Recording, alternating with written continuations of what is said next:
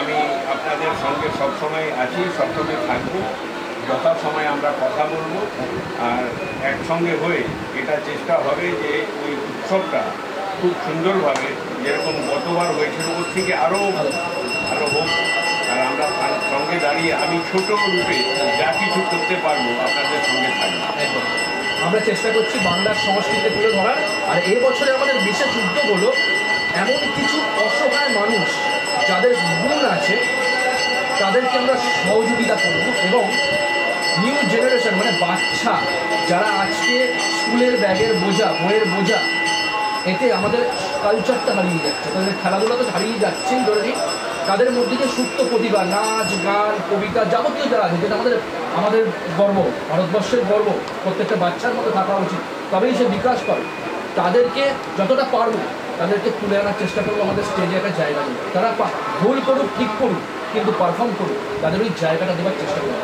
এটা খুবই স্মরণীয় আপনাদের চিন্তা ভাবনা। আমরাও আমাদের আলাদা আলাদা অর্গানাইজেশন আছে, ওখান থেকে আমরা অসহায় বা চ্যারিটেবল কাজ করতে থাকি। যেখানে মহাবীর সেবা সদন একটা আছে, যেখানে আমরা খুব আমাদের ফ্যামিলি যুক্ত আছে। ওখানে আমরা ফ্রি আর্টিফিশিয়াল লিম্স ডিস্ট্রিবিউশন হয়। স্পেসিফিক সোসাইটির ওইখানে আছে, ওই স্টুডেন্টস, ওই বাচ্চাদের কেয়ার করে চেষ্টা করা হয় কি they come to their normal life.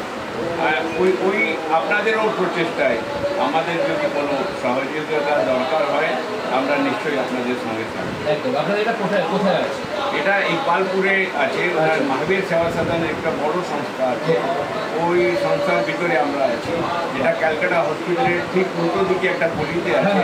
ওইখানে ডায়াগনোসিস সেন্টার আছে, বাট মেন আছে আর্টিফিশিয়াল লিম্ব, যার কোনো কারণে পা হারিয়ে গেছে বা পোলিওর কারণ পা নেই বা হাত নেই, ওখানে ওদের artificial limb free of cost দেওয়া হয়, যা থেকে ওরা অলমোস্ট নর্মাল লাইফ লিড করতে পারে। বা এটা শুনে খুব ভালো লাগলো, সাধুবাদ জানাই। আমরা চেষ্টা করবো আপনার সাথে কন্ট্যাক্ট করে যোগাযোগ করে রণদা আমি যে ওই জায়গায় গিয়ে আমরা এই কর্মকাণ্ডটা তুলে ধরতে চাই। নিশ্চয়ই আপনি যখন বলবেন একদিন আপনাকে নিয়ে যাব, আপনি দেখবেন এই সোসাইটিতে বিভিন্ন সংস্থা কী করে ভালো কাজ করছে। আর এর একটা বিরাট প্রকল্প জোকাতেও স্টার্ট করা হয়েছে, ওখানে অলমোস্ট 1 লাখ স্কোয়ার ফুটের উপরে একটা প্রকল্প স্টার্ট হয়েছে। ওইখানে আপনাকে একবার নিয়ে যাব, ওইখানে দেখবেন যে কী ধরনের চ্যারিটেবল কাজ হচ্ছে, আর ওটা আপনি মানুষের সামনে নিয়ে যাবেন।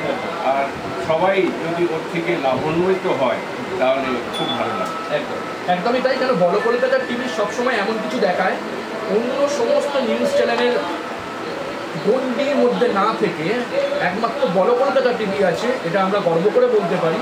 আপনারা যদি ফলো করেন দেখবেন আমরা কোনো পলিটিক্যাল ক্রাইম বা ইনসিডেন্ট বা ভায়োলেন্স কোনো নিউজ আমরা দেখাই না, যেটা সবাই দেখায় সেটা আমরা দেখাই না। আমরা এমন কিছু দেখাই অববিট কিছু হিস্টোরিক্যাল, বাংলার সংস্কৃতি, কালচারাল, এডুকেশন, প্লাস হচ্ছে সোসাইটি, সমাজের জন্য যে কাজ হচ্ছে এই কাজগুলোকে আমরা তুলে ধরি। মানুষ আমাদের সেরকমভাবেই চায়। এটাই তো মিডিয়ার কাজ। মিডিয়ার কাজ স্পাইস নিউজ দেওয়া না, এটা কিছু হতে পারে ফর কমার্শিয়াল গেইন, কারণ কমার্শিয়ালও দরকার, বাট মেন যা ফোকাস আছে মিডিয়ার, ওটা হারানো উচিত নয়। ব্যবসার জন্য কিছু কিছু জিনিস দরকার হয়, সেটা করা ঠিক আছে, কিন্তু যেটা মেন ধারা আছে, the responsibility of media to see overall 360 degrees of life, ওটা খুব ইম্পর্ট্যান্ট আছে। আপনি ওটা নিয়ে চলছেন, আমার বিশেষ বিশেষ সাধুবাদ। অসংখ্য ধন্যবাদ। আপনিও ভালো থাকবেন, সুস্থ থাকবেন, সর্বোপরি আমাদের সবার পাশে থাকবেন। নমস্কার।